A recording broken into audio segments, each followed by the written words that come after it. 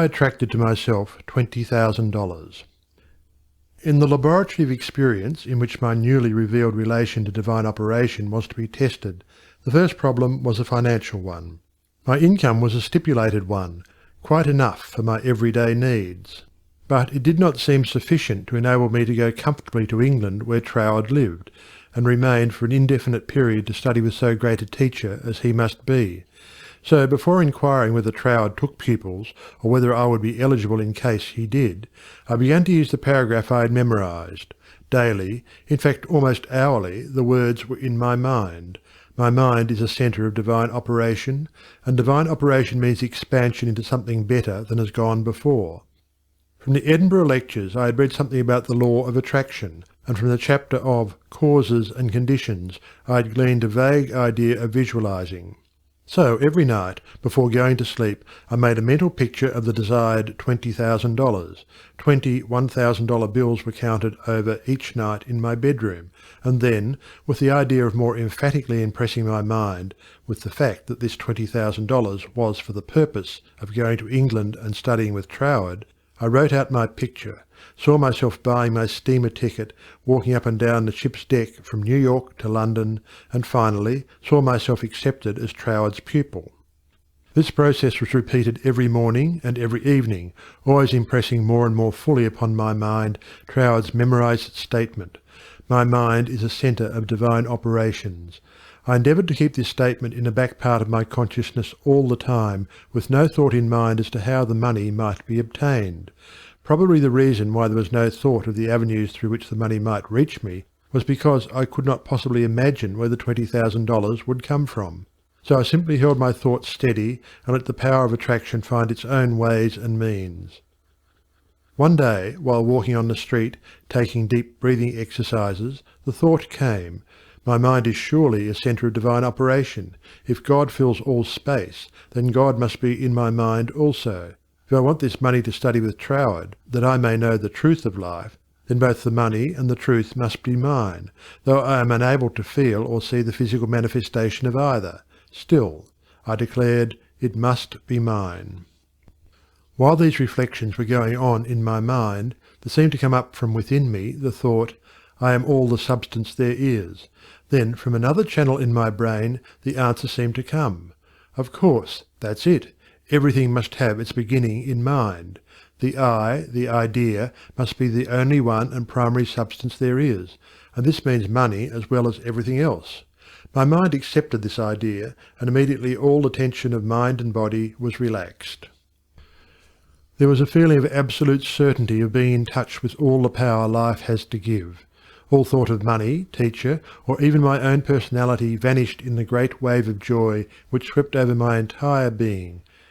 I walked on with this feeling of joy steadily increasing and expanding until everything about me seemed to glow with resplendent light.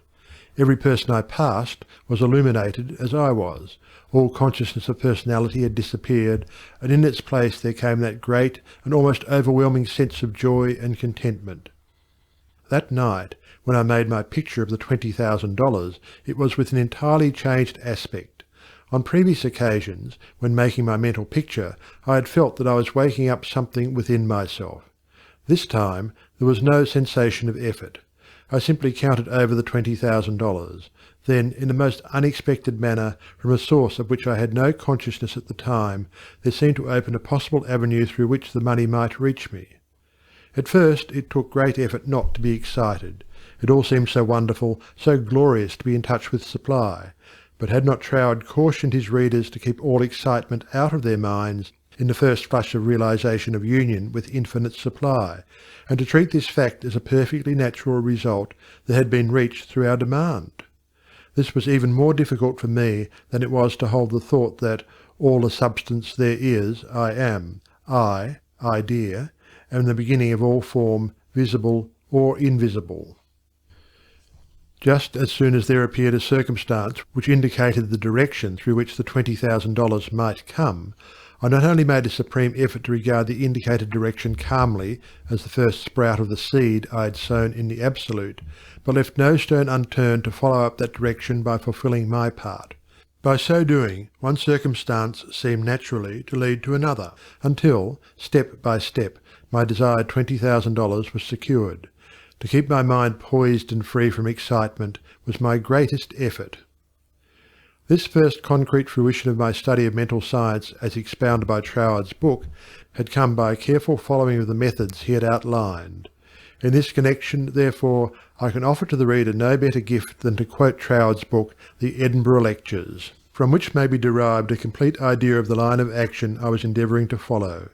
In the chapter on causes and conditions, he says, "To get good results, we must properly understand our relation to the great impersonal power we are using. It is intelligent, and we are intelligent, and the two intelligences must cooperate.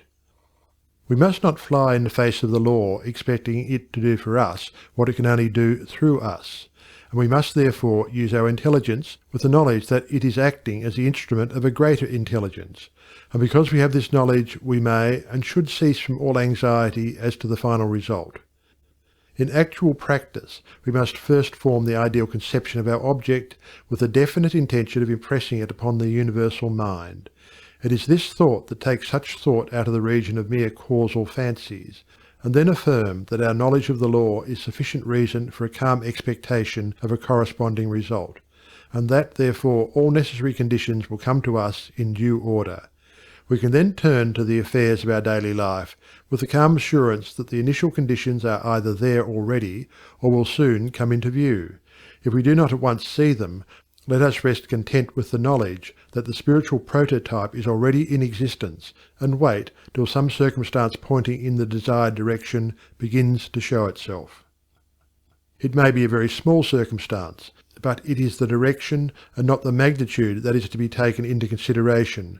As soon as we see it, we should regard it as the first sprouting of the seed sown in the Absolute, and do calmly and without excitement whatever the circumstances seem to require, and then, later on, we shall see that this doing will, in turn, lead to a further circumstance in the same direction, until we find ourselves conducted, step by step, to the accomplishment of our object. In this way, the understanding of the great principle of the law of supply will, by repeated experiences, deliver us more and more completely out of the region of anxious thought and toilsome labour, and bring us into a new world where the useful employment of all our powers, whether mental or physical, will only be an unfolding of our individuality upon the lines of its own nature, and therefore a perpetual source of health and happiness, a sufficient inducement, surely, to the careful study of the laws governing the relation between the individual and the universal mind. To my mind, then as now, this quotation outlines the core and centre of the method and manner of approach necessary for coming in touch with infinite supply. At least it, together with the previously quoted statement, "My mind is a centre of divine operation," etc., constituted the only apparent means of attracting to myself the $20,000. My constant endeavour to get into the spirit of these statements, and to attract to myself this needed sum, was about 6 weeks, at the end of which time I had in my bank the required $20,000. This could be made into a long story, giving all the details, but the facts, as already narrated, will give you a definite idea of the magnetic condition of my mind while the $20,000 was finding its way to me.